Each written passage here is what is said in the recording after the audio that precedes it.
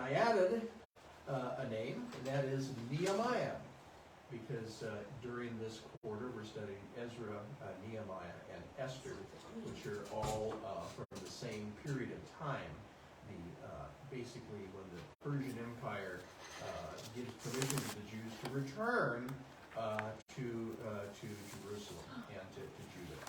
So we went through the book of Ezra. We did not do last week's lesson because of Christmas Day, but I'd encourage you to go back and read that on your own. But basically, it's an account of Ezra's ministry then to the Jewish people, which is basically a spiritual ministry.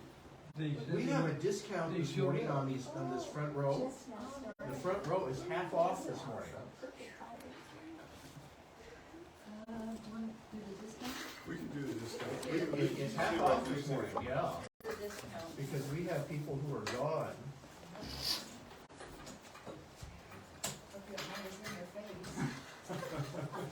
I've always thought the closer you sat to the front, the more spiritually. Oh no, then we better get some back row back there. That's why we keep Don back here. Well, when I was a kid, I tried sitting near the front because you couldn't fall asleep without the teacher knowing it. So you're in the front row. So I will have to be careful. be careful. We just got done with our third time, and we're going over our little timeline again. And I was just mentioning that we did not do the last lesson in Ezra last week because of Christmas Day. But again, if you go back and take a look at that lesson and read the scriptures, it is basically a summary of Ezra's spiritual ministry as he returns to Jerusalem. Because even though there were a number of people who had relocated, and even though they had rebuilt the temple, they were not living in obedience to God. And it has to do with their intermarriage with the people of the land. And I got to be honest with you, it's one of those passages of scriptures that I struggle with, because you have these Hebrew men who have to leave their wives and families. And I struggle with that. I understand exactly what's going on. But again, it would seem to me that they would still have a responsibility to care for and to raise these children and these wives. But again, the problem was that God knew and had given them commands from the very beginning not to intermarry, not to intermingle with the people of the land, because if they did so, eventually they would just fall into the trap of all this idolatry. Anyway, so that's Ezra. Now, the story is not over by any way, shape, or form, because the return, and we have that on the board there. Again, they've spent 70 years in Babylon. Cyrus gives the decree to go back and rebuild the temple. But the problem is the city of Jerusalem is still in ruins. And more importantly, the walls and the gates are in ruins. Now, again, that's hard for us to conceive in our culture today. We don't have communities that are walled. Now, if you go to the southern border, they're trying to build a wall. If you go to Israel, they have built a wall to separate things. But we don't think about walls very often and the importance of walls. But in those days, a town depended upon its walls for security, not only for foreign armies, but even for marauders and bandits, especially at night. And so at night they would close the city gates, sometimes just leave one open, but well guarded.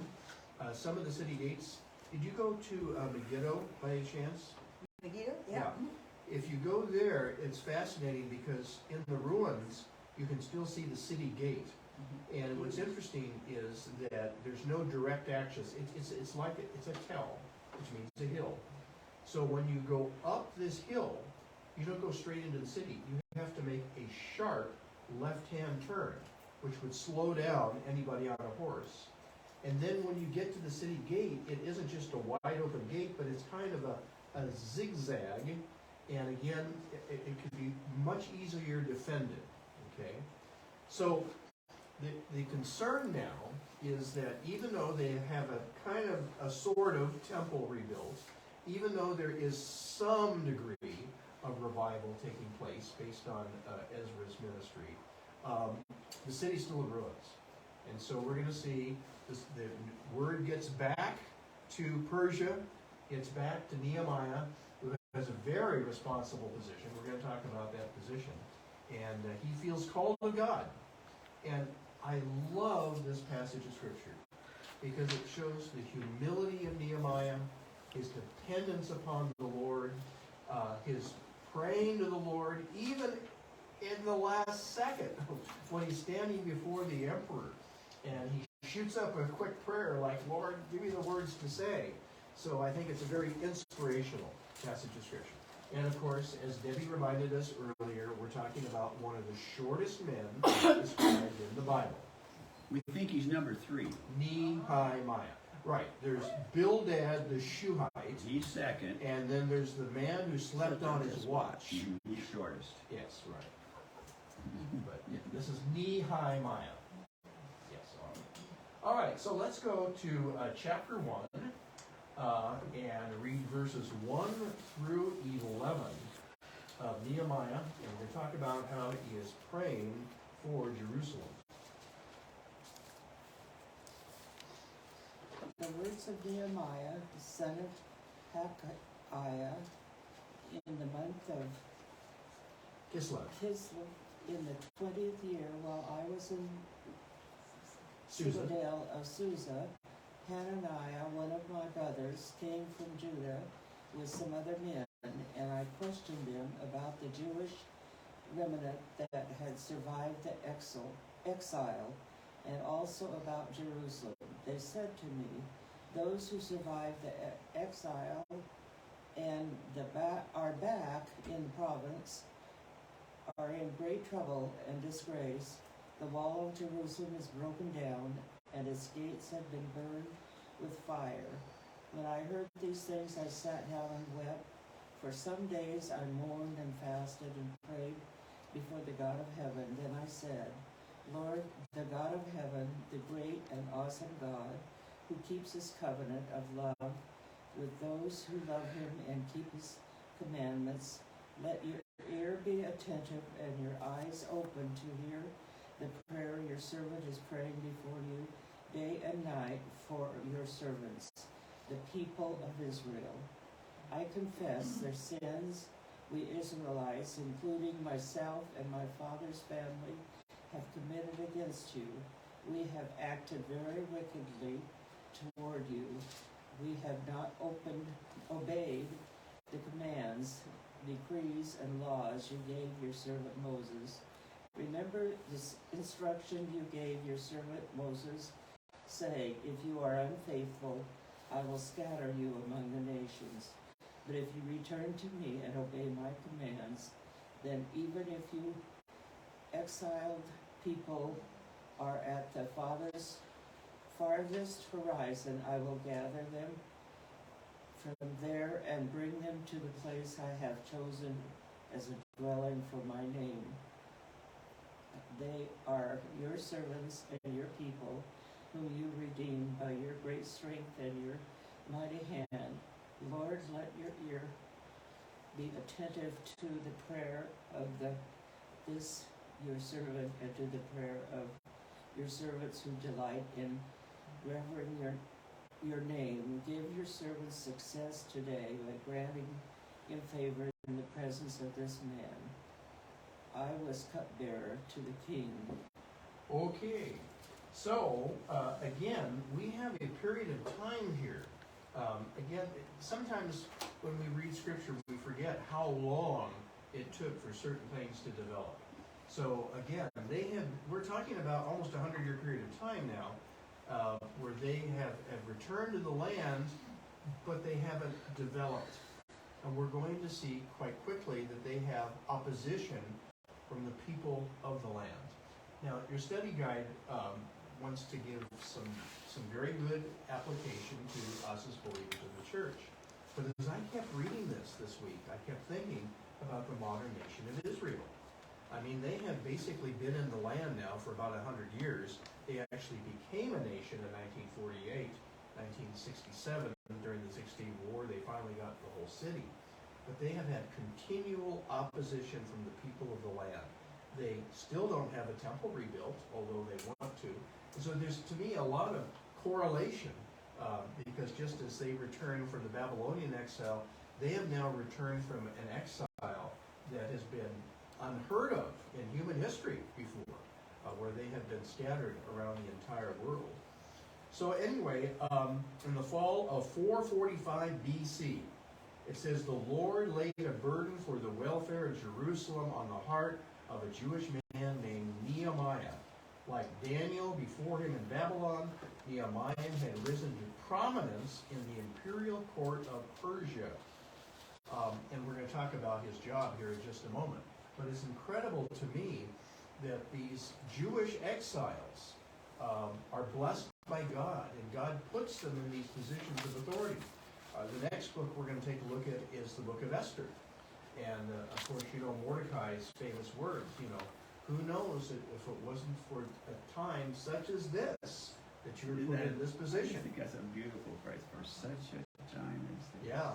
And so you have Daniel in his position, you have Nehemiah in his position, Esther in her position. So, anyway, what does Nehemiah mean? Comfort of the Lord. The comfort of the Lord.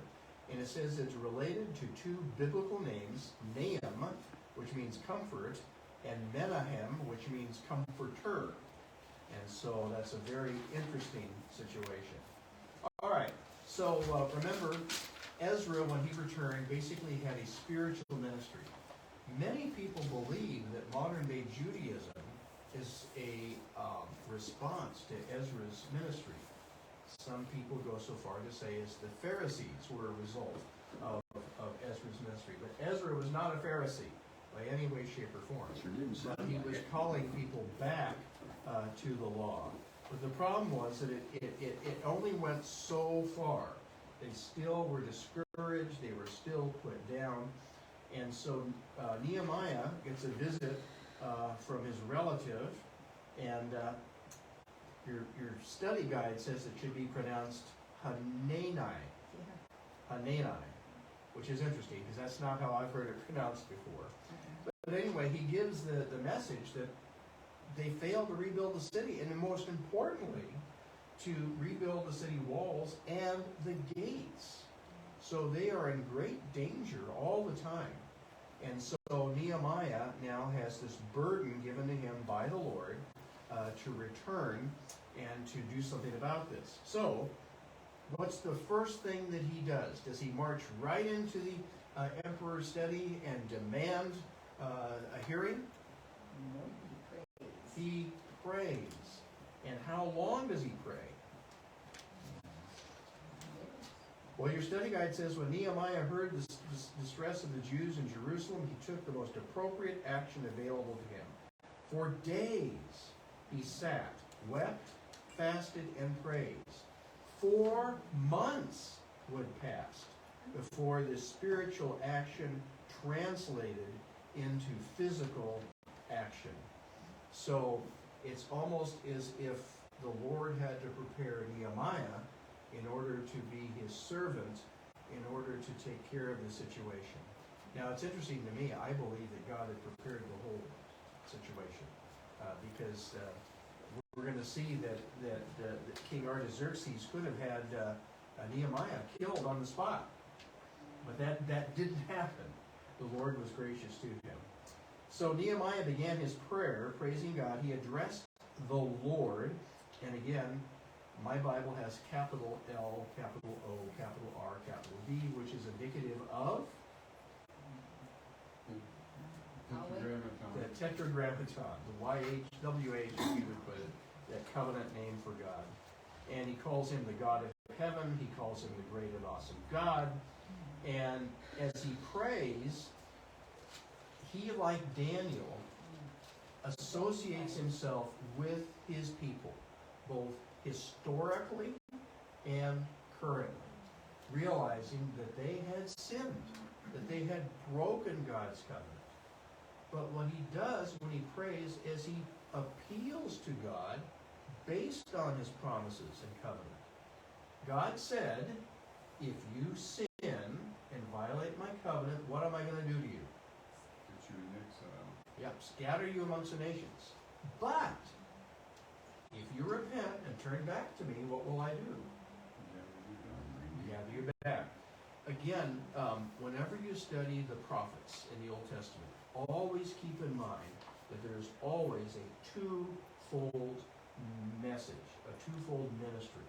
Okay, one is judgment, one is doom, but the other is always what?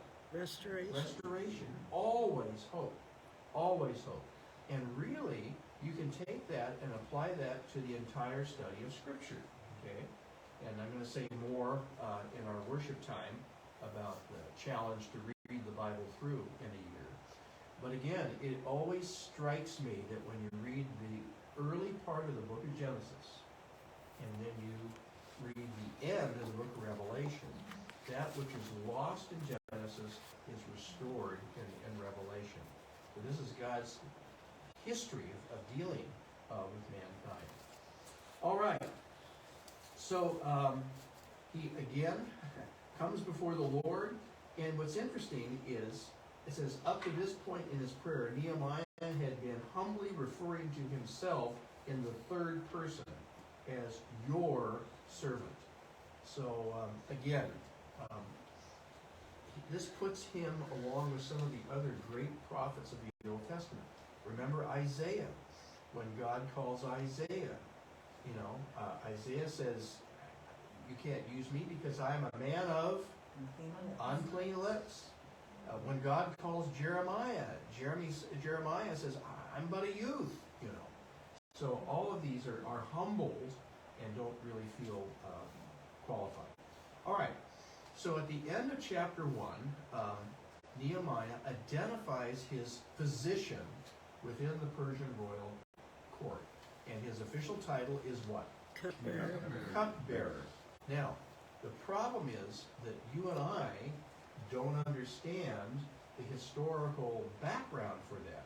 Well, on page 41 of your study guide, there's a little box there entitled, Holding More Than a Cup. Could somebody read that box for us? Nehemiah was the cupbearer to the great Persian king Artaxerxes. Nehemiah 1:11. Cupbearer was a humble title for an important post. In the expositor's Bible commentary, Edwin Yamamuchi suggests that a royal cupbearer would 1. Be trained in court etiquette, 2. Be physically impressive. See, he wasn't really knee-high. Control the imperial wine cellar, be a companion and sounding board for the emperor, grant or deny access to the emperor, either have the emperor's absolute confidence or lose his head. So, a lot of times when we think of cupbearer, we think of food taster. And most of the kings in the past had somebody, and they would take a sip of the drink, and if they didn't die, then the king or emperor would drink of it. They would eat some of the food, and if they didn't die, it was safe for the king or emperor to do it. What I'm thinking is that if you want to put this in modern terms, when it comes to the President of the United States, the President has what is called a Chief of Staff. And basically, the Chief of Staff runs the White House. He controls the door, the gateway to the President. Who gets to see the President, who doesn't get to see the President. Many things are controlled by the Chief of Staff, which is interesting because the Chief of Staff is not an elected position by any way, shape, or form. He's appointed by the President. But the President puts absolute trust in their Chief of Staff. And so it sounds to me like this position of cupbearer was much more like that. In other words, he was more than just a food taster. He was one who actually went before the king or the emperor on a regular basis. So with that in mind then, he realizes he just can't pick up and go back to Jerusalem. So he's going to need the king or the emperor on his side, not only to get permission to go, but remember there is historically a system of decrees. First of all was Cyrus. Later on there was Darius during Ezra's time, who gave decrees that ordered these people in Transjordan not only to cooperate but to help and even to give resources. And so now Nehemiah is going to look for such a position. So let's go to chapter 2 and read verses 1 through 10 of Nehemiah chapter 2. And it came to pass in the month Nisan, in the 20th year of Artaxerxes the king, that wine was before him, and he took up the wine, and gave it unto the king. Now I had not been before time sad in his presence, and that has significance. Wherefore the king said unto me, Why is thy countenance sad, seeing thou art not sick? This is nothing else but sorrow of heart. Then I was very sore afraid, and said unto the king, Let the king live forever. Why should not my countenance be sad, when the city, the place of my father's sepulchres, lieth waste, and the gates thereof are consumed with fire? Then the king said unto me, For what dost thou make request? So I prayed to the God of heaven. Shortest prayer in the Bible. And I said unto the king, If it please the king, and if thy servant have found favor in thy sight, that thou wouldst send me unto Judah, unto the city of my father's sepulchres, that I may rebuild it. And the king said unto me, the queen also sitting by him, For how long shall be thy journey, and when wilt thou return? So it pleased the king to send me, and I set him a time. Moreover, I said unto the king, If it please the king, let letters be given me to the governors beyond the river, that they may convey me over till I come into Judah. And a letter unto Asaph, the keeper of the king's forest, that he may give me timber to make beams for the gates of the palace, which appertaineth to the house, and for the wall of the city, and for the house that I shall enter into. And the king granted me, according to the good hand of my God upon me. Then I came to the governors beyond the river, and gave them the king's letters. Now the king had sent captains of the army and horsemen with me. Then Sanballat the Horonite, and Tobiah the servant, the Ammonite, heard of it. It grieved them exceedingly. And there was come a man to seek the welfare of the children of Israel. And the plot thickens. All right. So, Nehemiah knows he needs to go before the king, and finally the day comes, and your study guide points out that probably the span went from about Thanksgiving until Easter, so late November to early April. And Artaxerxes had winter palaces in Susa and Babylon. It's possible that he'd been in Babylon. So now there's an opportunity for Nehemiah to appear before the king, because he's going to have his wine, and he's going to serve the king his wine. But when he appears before the king, for the first time ever, how does Nehemiah appear? Sad. Right, now sad, again, your study guide points out that this could be more than just sadness. If he had fasted during this 40-day period of time, he might have looked pitiful, yeah. Because when they did fasting and prayer, it wasn't just not eating. They didn't comb their hair, they didn't bathe, they would sometimes put sackcloth and ashes on, all sorts of things. And so he probably didn't look very good, and he probably looked downcast. Now, again, in those days, these were absolute monarchs and rulers, and you did not appear in a negative sense before the emperor. If you did, you could be killed on the spot. You weren't even allowed to appear without an audience. We're going to see that in the book of Esther. Remember, Mordecai wants Esther to go and make an appeal before the emperor, and she's saying, I just can't go in and talk to him, you know, and she's the queen, and she does, but it all works out just fine. But anyway, so he goes in, and Artaxerxes, I believe, motivated by God, is given a compassion for Nehemiah. Now, it could have been simply God's compassion. It could have been simply also that God had created a relationship with these two. I mean, Daniel obviously had great trust of the emperors that he served. So apparently so does Nehemiah. And so even though the exchange is a little bit brusque, as we might consider it, but you know, it's almost, if I can put it in modern vernacular, that the emperor looks at Nehemiah and says, "What's your problem?" Well, he tells him. He tells him what his problem is. And what's the problem? The city lies waste in his mind. It's a real sad situation. Now, it's interesting, he doesn't say Jerusalem in particular, but he says the city of my ancestry, you know, it lays in waste, the walls are broken down, the gates are burned.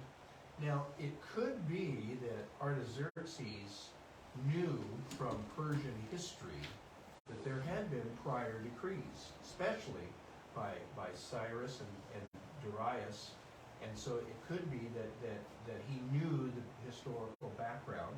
In fact, the one between Cyrus and, was it Artaxerxes the First, who actually calls for the historical record to be read to him, you know, to find out, why are these Jews back there?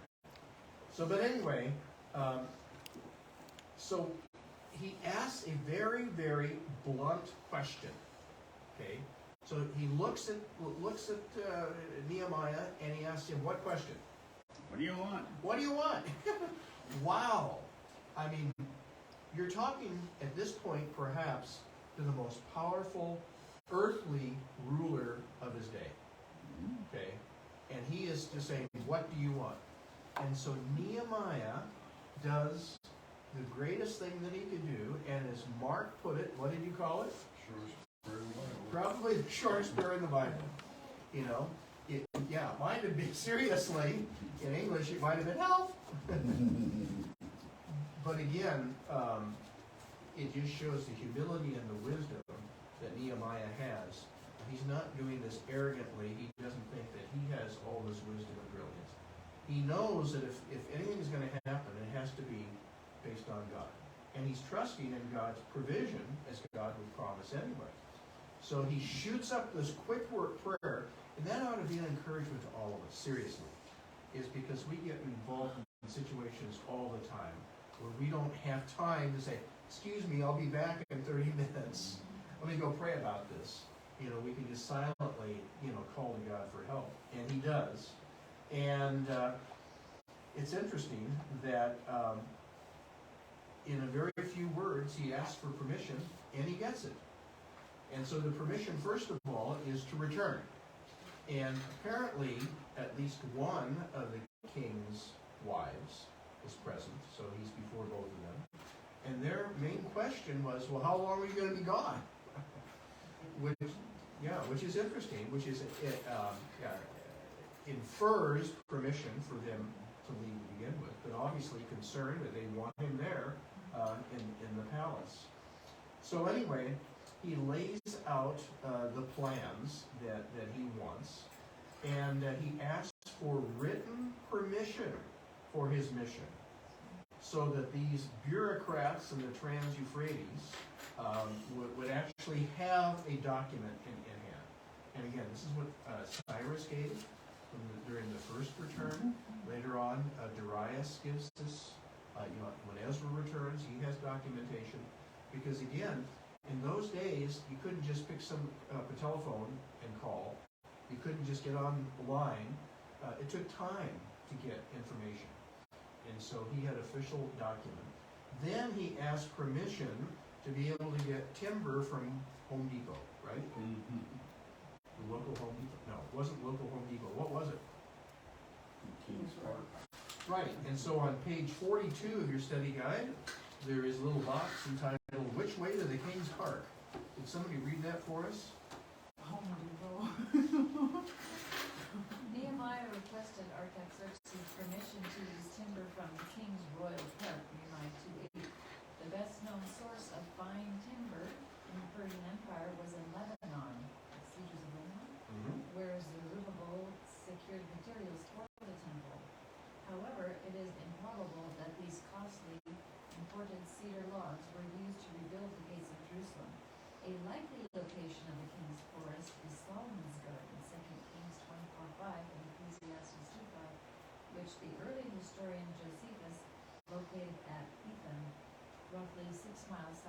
Jerusalem. Native oak, poplar, or terebinth in this area would have made good construction timbers for these. I guess I'm gonna have to call Mark Sutherland Nehemiah from now on, because, yeah, he got word that his brother's mobile home was in disastrous state.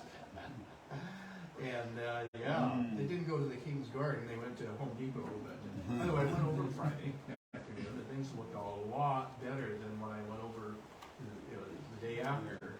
Yeah, so you guys have made marvelous progress on that. Amazing how well it went back together. Oh my goodness, yeah, so anyway, again, we put John and his family in the prayer chain, and before you came, again, we updated people to be praying for them, so. But, anyway, well, I'm afraid that what Nehemiah found was a little bit worse. Yes. Just a little bit worse. Okay, so he wants written permission, and he wants permission to go to the king's forest and get timber.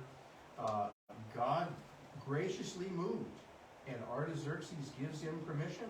He presented his documentation, authorizing his mission to the authorities of Trans-Euphrates.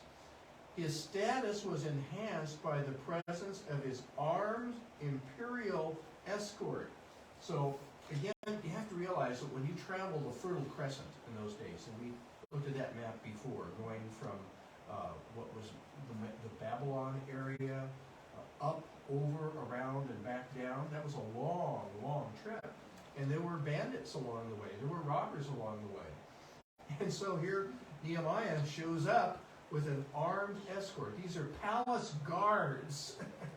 And that would have been impressive to anybody. It's always made me wonder, there's a big difference between Ezra and Nehemiah. Mm-hmm. Just at this point, you can Yes. see that difference. Yes. Ezra knew that to claim Garsas or Garsford is going to dishonor the Lord. Yep. Yep. But Nehemiah, it's not that minded. Nope. No, and again, they have totally different ministries too. Yeah. You have Ezra, who's a priest, who has a spiritual ministry regarding the law and commitment to the law. You have Nehemiah, who is very much involved in a physical ministry.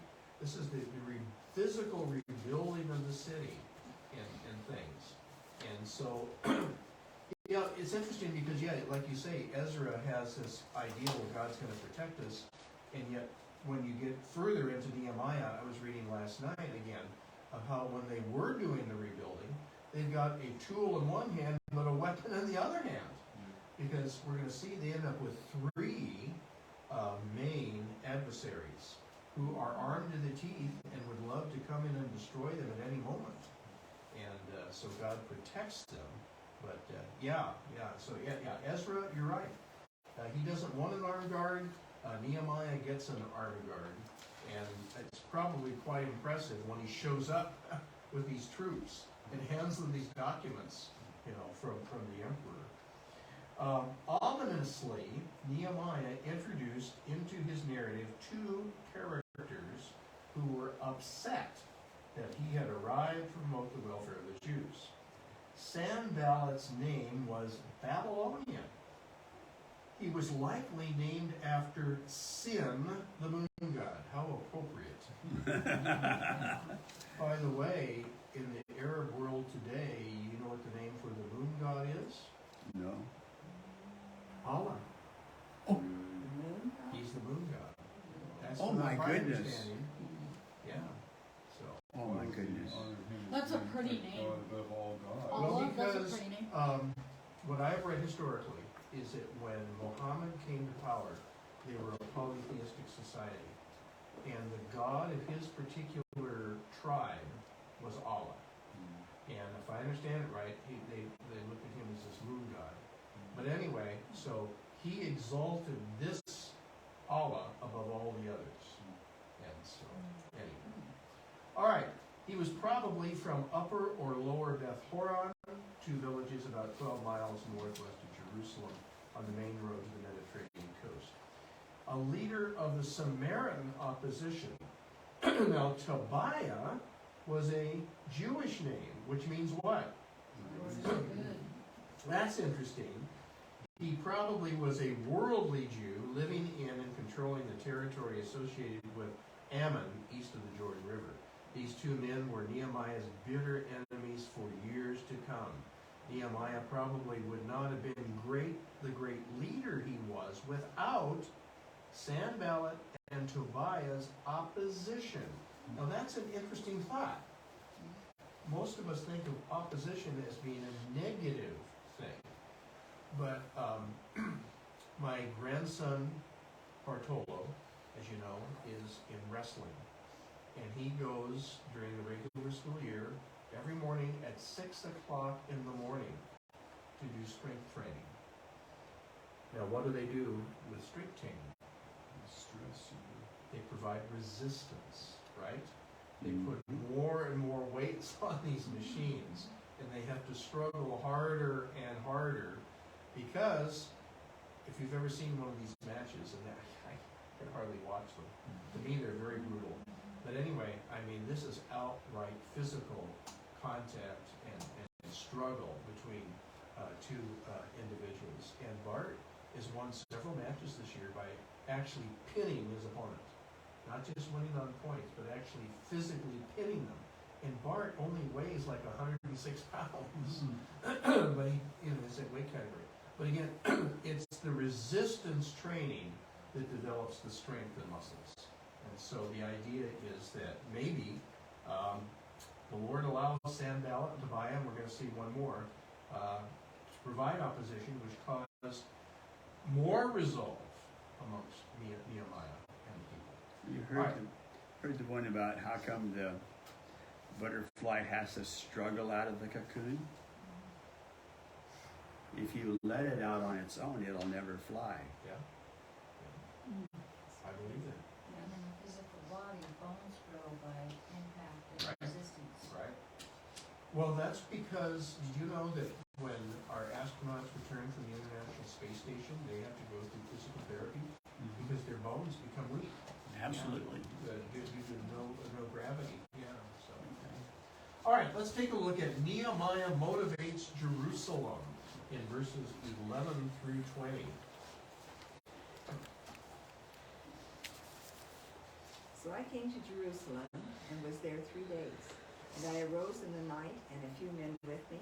I did not tell anyone what my God was putting into my mind to do for Jerusalem, and there was no animal with me except the animal on which I was riding.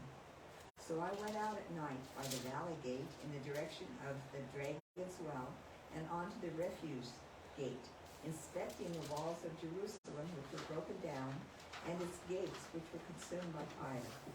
Then I passed on to the fountain gate and the king's pool, but there was no place for my mount to pass. So I went up at night by the ravine and inspected the wall. Then I entered the valley gate again and returned. The officials did not know where I had gone or what I had done, nor had I as yet told the Jews, the priests, the nobles, the officials, or the rest who did the work.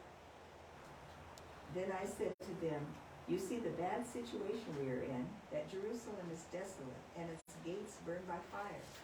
Come, let us rebuild the wall of Jerusalem so that we will no longer be a reproach." I told them how the hand of my God had been favorable to me, and also about the king's words which he had spoken to me. Then they said, "Let us arise and build." So they put their hands to the good work. But when Sanballat the Horonite and Tobiah the Ammonite official and Geshem the Arab heard of it, they mocked us and despised us and said, "What is this thing you are doing? Are you rebelling against the king?" So I answered them and said to them, "The God of heaven will give us success. Therefore we, his servants, will arise and build. But you have no portion, right, or memorial in Jerusalem." Wow. When you break that down, it took a lot of guts for him to say that. But it Talk also, about telling somebody off. Whoa. exactly. Yeah. Exactly. All right. So anyway, the first thing he needs to do is an inspection tour. And when he first gets there, he doesn't tell anybody why he's there. And so he goes out with his own assistants at night and tries to survey. If you take a look at page 44 of your study guide, there is a map of what would have been the old city of Jerusalem in or Nehemiah's day, this will be different than the map what you would see today of Jerusalem. For instance, the whole lower part that looks like a peninsula is the city of David. And the city of David is not part of the walled city of Jerusalem today. That's because when Suleiman the Magnificent, a Turk, issued an order to rebuild the walls around Jerusalem, his engineers blew it, and they forgot to include the city of David, and so he had them executed. And so the modern city of David is below the area. And again, there's a lot of city that is further north. What is interesting is that the eastern side, which would be the right side of your map there, has pretty much stayed the same. And when Nehemiah takes this tour, this was the hardest part to get through. You have to realize that other parts of the city were fairly level, but the eastern side is the Kidron Valley. And if you've been to the Garden of Gethsemane, when you're in the bottom of the Kidron Valley and you look up at Jerusalem, the eastern gate, it's literally quite almost a cliff. And so I've seen some videos recently on excavations of Jerusalem, and they're saying that the eastern wall is pretty much always stayed the same. The other walls have been moved over time, and that even when Herod enlarged the Temple Mount, it basically went to the west and to the north, but not to the east, because there's basically nowhere to go.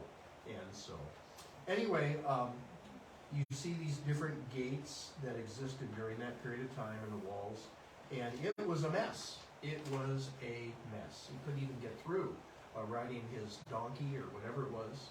And so, finally, he gets the people together and outlines this plan. Now again, remember, they have been there for years and done nothing, primarily because of the opposition to any rebuilding. But when he relates to them what God has done with the Emperor of Persia, who again at this point was the most powerful man on the face of the earth, they're convinced and they say, let's do it. Let's do it. They agree to do it. Now, when that takes place, they get opposition again. This time from three potent humans. First of all, Sanballat and Tobiah, but also Geshem the Arab. It says ancient sources reveal that Geshem led an assortment of Arab tribes that controlled the desert south of Judah and from Egypt to the Arabian Peninsula. Does this sound familiar at all? Again, as I'm reading through Nehemiah and Ezra, I see these modern day parallels for what the modern day nation of Israel is facing. And I believe that God has his hand, and God has a plan, and of course we're going to see that fulfilled. So what is interesting here is that when they challenge them, they again start with ridicule and mockery and charging them with something that is false. And what is the charge? He's the king. You're rebelling against the king. You're rebelling against the emperor. How dare you do this? And so it is really, really interesting that Nehemiah puts them in their place, basically saying, look at, yes, I'm the cupbearer of the emperor, but more importantly, I'm the servant of the Lord. And he's in charge. He's the God.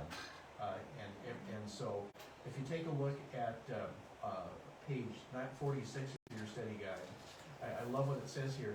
He was used to dealing with real political heavyweights of Persia. Comparatively speaking, these men were small fries.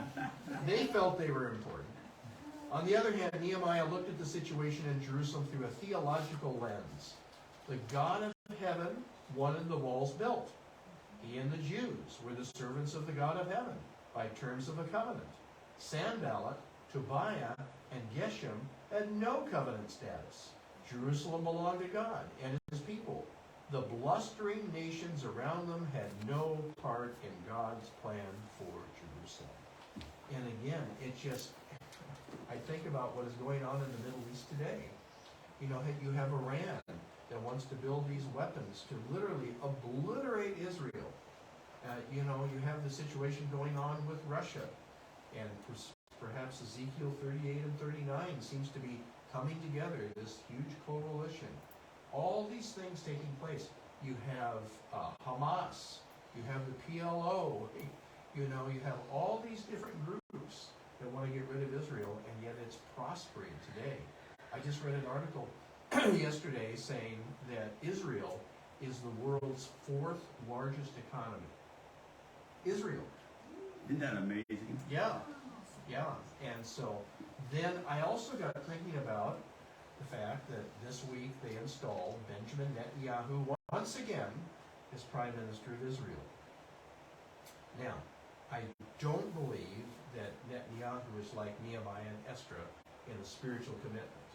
But I do believe that God's hand is upon him, and that God has used Benjamin Netanyahu in a very incredible way. And he's kind of like a Winston Churchill of our day. So we're almost out of time. Would somebody read on page 46 for us, Nehemiah 3 in brief? This remarkable chapter of the Bible contains a roster of the work crews that labored on the walls and gates of Jerusalem under Nehemiah's leadership. The locations of the work crews are noted, starting with the high priest in the northeast corner of Jerusalem next to the temple, and moving counterclockwise around the city to the last group, made up of goldsmiths and merchants. The 10 gates received the most attention from the builders. A city gate was not just a set of doors and a stone wall, but a small fortress protecting its entryway. Along the western wall, workers repaired long sections, suggesting it was not totally destroyed. The eastern wall required most of the manpower because of the steepness of the terrain and the devastation of the original wall. It's likely Nehemiah moved his wall farther up the slope and left the worst debris outside the new wall. Okay, so next week we're going to see Nehemiah build despite opposition. And again, I was reading that in this last night, and again, it fascinates me that they could build with a tool in one hand and a weapon in the other, but that they had to be on alert constantly. Now we have the weapon and the tool together, it's called the gun nail. That's right, the nail gun. These are scary. They are scary. Yeah, you don't want to bother a contractor when he's at work. So, and then of course they had the horn, you know, which they could have blown, and at any moment everybody would rush to some section. So, yeah. Anyway, we'll get into this, but again, this is God honoring His commitment, honoring His promises. So, very good. Who's the owner of this land at this time? The Jews. Or were they? Well, it was part of the Persian Empire. Persian. Part of the Persian Empire. The Assyrians had taken the northern area, but then the Babylonians came down and took everything. And then the Babylonians were replaced by the Medo-Persian Empire, which eventually was taken over by Alexander the Great.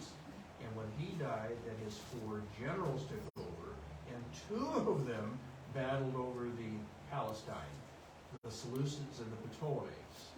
And then there was the Maccabean revolt, and then eventually the Romans came down, and it's all part of Daniel's Colossus, this vision of this giant statue.